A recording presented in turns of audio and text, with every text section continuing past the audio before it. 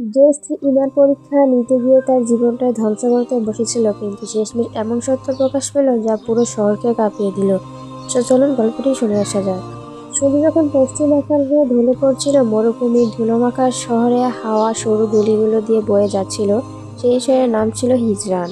বহু পুরনো ইতিহাসের গন্ধে ভরা এক জনপদ। এখানে মানুষ কম কথা বলে, কিন্তু প্রতিটি কথার ওজন থাকে পাহাড়ের মতন ভারী।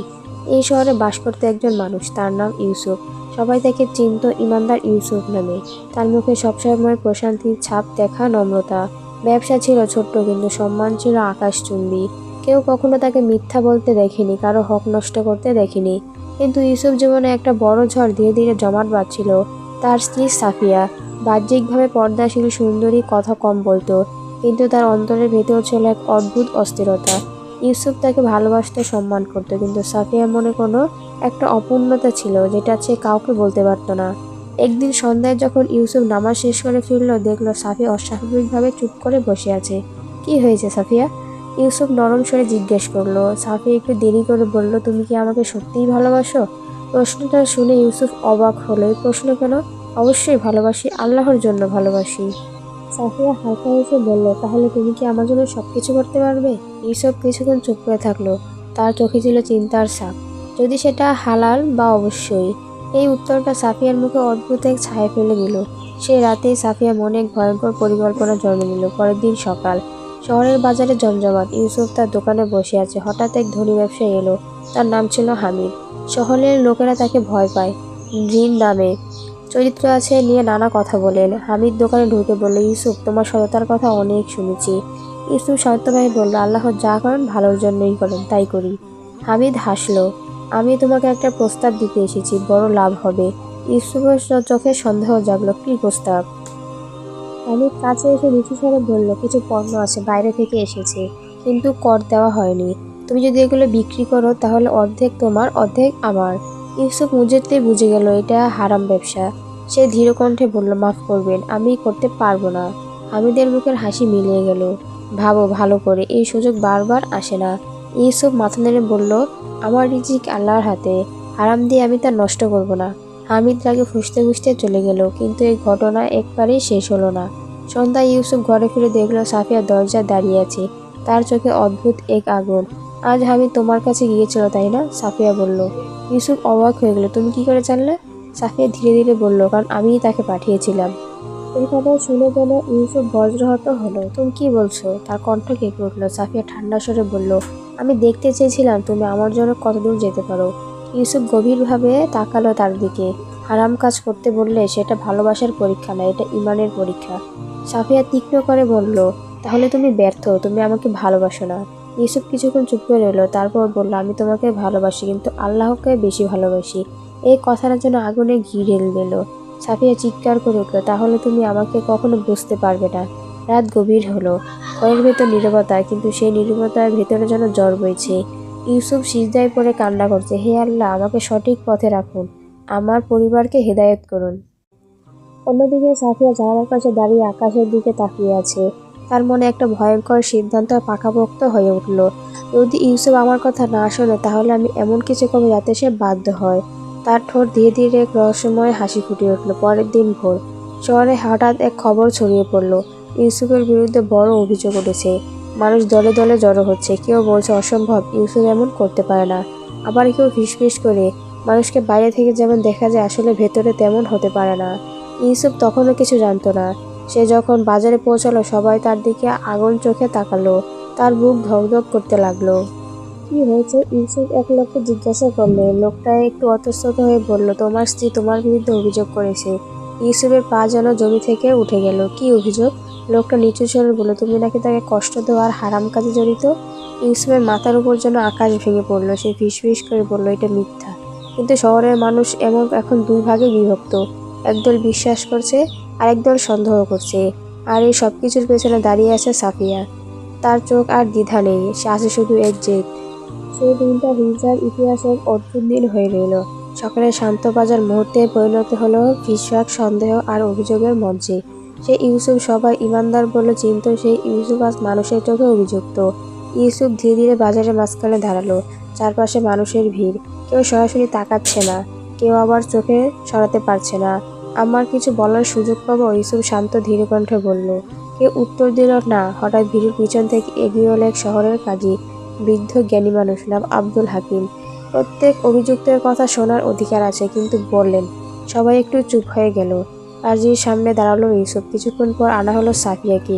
সে পর্দা করে দাঁড়িয়ে আছে, কিন্তু তার কণ্ঠ কাঁপড় নেই। কাজী জিজ্ঞেস করলো, তুমি কি স্বেচ্ছায় অভিযোগ করেছো? সাফিয়া বলল, জি, আমার স্বামী আমাকে কষ্ট দেয় এবং সে হারাম ব্যবসার সাথে জড়িত। ভিড়ের ভিতরে গুঞ্জন ছড়িয়ে পড়ল। ইউসুফ চোখ বন্ধ করলো এক মুহূর্তের জন্য।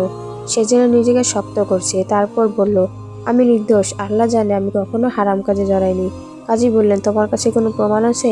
ইউসুফ চুপ করে গেল, কারণ সত্যের সবচেয়ে কঠিন দিক হলো সময় মতো হাতে থেকে প্রমাণ না করতে পারা। বিচার স্থগিত করা হলো পরের দিনের জন্য। ইউসুফ একা বসে আছে মসজিদের এক কোণে, চোখে ক্লান্তি, কিন্তু ভিতরে আগুন। হে আল্লাহ, আমি তো সত্যের ওপরই আছি, তাহলে এই পরীক্ষা কেন? তার ভিতরে একটা কণ্ঠ বলল, এই দুনিয়ার পরীক্ষা ছাড়া কিছুই না। ঠিক তখনই তার বন্ধু করিম এসে বসল পাশে। আমি জানি তুমি নির্দোষ, করিম বলল।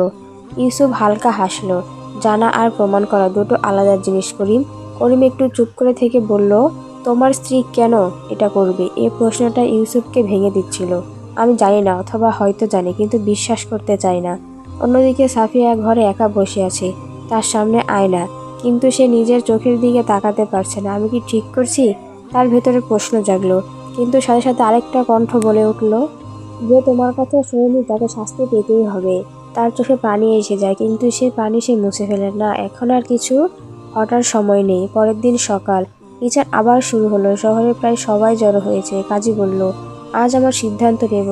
কেউ কি কোনো সাক্ষ্য দিতে চায়? সবাই চুপ। হঠাৎ ভিড়ের পেছন থেকে এক কণ্ঠ শোনা গেল, আমি সাক্ষ্য দেব। সবাই তাকালো।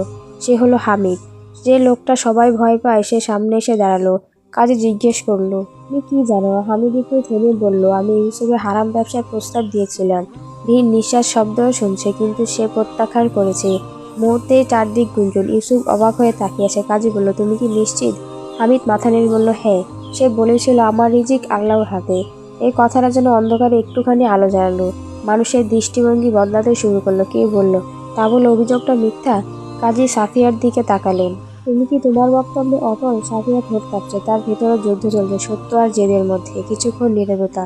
তারপর সে বলল, আমি যা বলেছি তা সত্য, কিন্তু তার কণ্ঠে ধীরতা নেই। ঠিক তখনই করিম সামনে এসে দাঁড়ালো। আমি কিছু বলতে চাই, সে বলল। কাজী অনুমতি দিলেন। করিম বলল, ইউসুফ গতকাল সারাদিন আমার সাথে ছিল। সে কোনো অবৈধ কাজ করেনি। আরও দুজন এগিয়ে এলো। আমরাও সাক্ষী। এখন পাল্লা ভারী হয়ে যাচ্ছে। সাফিয়া মুখ ফ্যাকাশে, তার চোখে ভয়। কাজী গম্ভীর কণ্ঠে বললেন, সাফিয়া, মিথ্যা অভিযোগ গুরুত্ব অপরাধ। শেষবারের মতো জিজ্ঞেস করছি, তুমি কি সত্য বলছো? নীরবতা। পুরো শহর যেন অপেক্ষা করছে তার উত্তরের জন্য। সাফিয়ার চোখে পানি এসে গেল। সে ইউসুফের দিকে তাকালো। ইউসুফের চোখে কোনো রাগ নেই, শুধু কষ্ট। সে দৃষ্টি ভেঙে দিল। তার ঠোঁট কাঁপতে লাগলো। আমি, কিন্তু কথা শেষ করতে পারল না। অলার সে কাঁদতে কাঁদতে মাটিতে বসে পড়ল। আমি ভুল করেছি। কিন্তু সবাই স্তব্ধ। কাজী বললেন, কিন্তু কি? সাফিয়া কাঁদতে কাঁদতে বলল, আমি তাকে হারাতে চাইনি। আমি শুধু চেয়েছিলাম সে আমার কথা শুনুক। এই স্বীকারোক্তি সবকিছু বদলে দিল। কিন্তু গল্প এখানেই শেষ নয়, কারণ সত্য প্রকাশ পেলেও ক্ষত থেকে যায়। ইউসুফ চুপচাপ দাঁড়িয়ে আছে।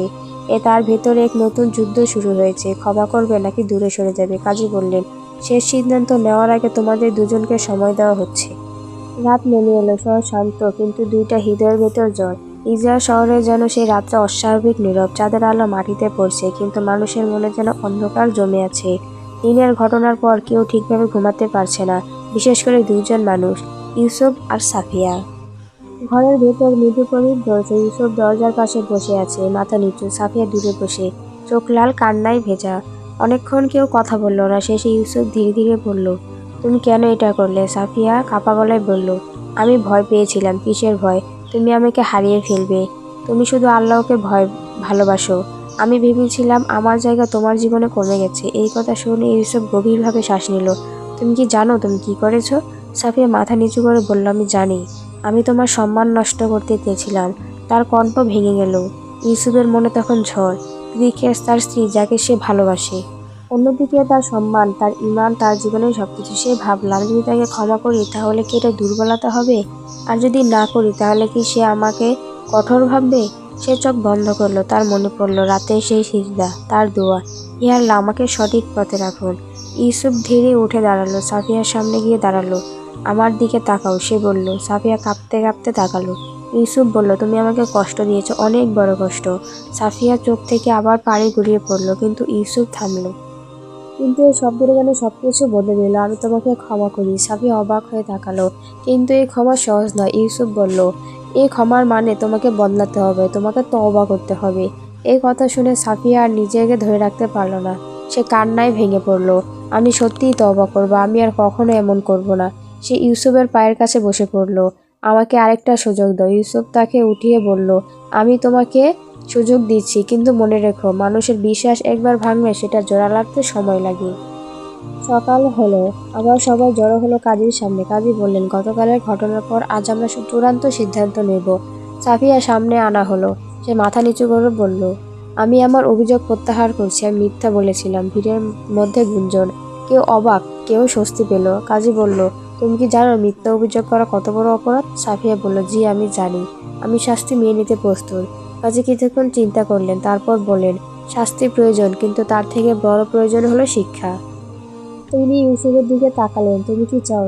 সবাই তাকালো ইউসুফের দিকে। এই মুহূর্তে এক কথায় সবকিছু বদলে যেতে পারে। ইউসুফ ধীরে বলল, আমি তাকে ক্ষমা করেছি। এই কথা শুনে পুরো শহরে ছড়িয়ে পড়ল। কাজী মাথা নেড়ে বললেন, তাহলে আমরা তাকে সতর্ক করে ছেড়ে দিচ্ছি, কিন্তু এই ঘটনা সবাই মনে রাখবে। মিথ্যার পরিণতি কত ভয়ঙ্কর হতে পারে। দিনগুলো ধীরে ধীরে বদলাতে শুরু করলো। শহরের মানুষ আবার ইউসুফকে সম্মান করতে লাগলো, আগের চেয়েও বেশি। কারণ সে শুধু ইমানদারই নয়, সে ক্ষমাশীল। সাফিয়া বদলে গেল। সে আগের মতো চুপচাপ না, এখন সে সচেতন, বিনয়ী। নিজের ভুলের জন্য সবসময় অনুতপ্ত। প্রতিদিন সে আল্লাহর কাছে দোয়া করে, আমাকে সঠিক পথে রাখুন। এক সন্ধ্যায় সূর্য ডুবে যাচ্ছে। ইউসুফ আর সাফিয়া একসাথে বসে আছে। নীরবতা, কিন্তু এবার সেটা শান্তির। সাফিয়া বলল, তুমি যদি আমাকে ক্ষমা নাও করতে, তাহলে আমি শেষ হয়ে যেতাম।